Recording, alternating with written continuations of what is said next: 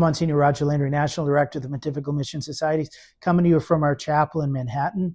It's October 13th, 6 days from World Mission Sunday. And today in the Gospel, Jesus gives us a very powerful set of words with regard to how he wishes for us to be responding to him. It's not enough for us just to ask. He wants us to do.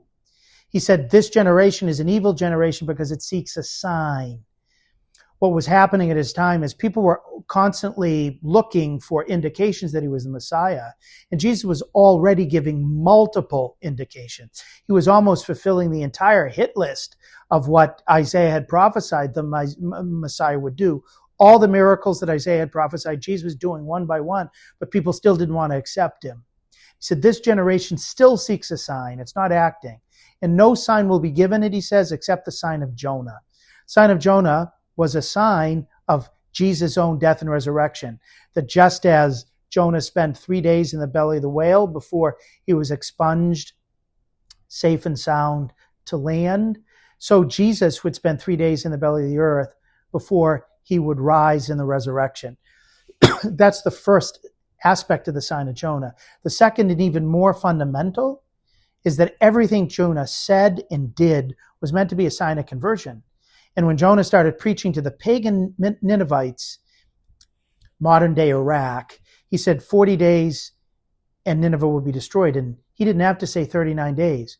As soon as he started to preach it, everybody converted. And then Jesus said, there's a greater than Jonah here.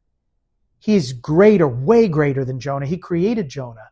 But if people converted in a pagan town because of the work of Jonah, shouldn't Jesus' fellow Jews, shouldn't Christians be converting on the spot because of Jesus, who is so much greater? Then he gave a second image. The Queen of Sheba traveled 1,660 miles across the desert each way in order just to listen to the wisdom of Solomon. Solomon's wisdom was great. It was famous during the time, you name it. But there's a far greater than Solomon here, Jesus says, namely himself, who is wisdom incarnate. How seriously do we take Jesus' words of conversion? How seriously and grateful we are for his wisdom?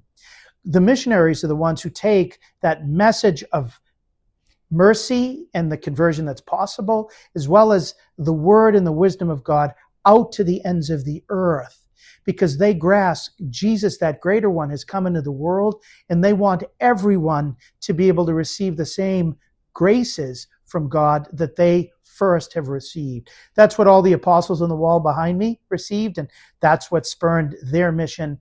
That's what helps Catholics in every age. As we get ready for World Mission Sunday, let us pray for all those missionaries, that they might themselves be so suffused with a converted and holy life and with God's wisdom, that they might make that wisdom so attractive that everyone everywhere will come to want to meet that greater than Jonah and greater than Solomon. God bless you.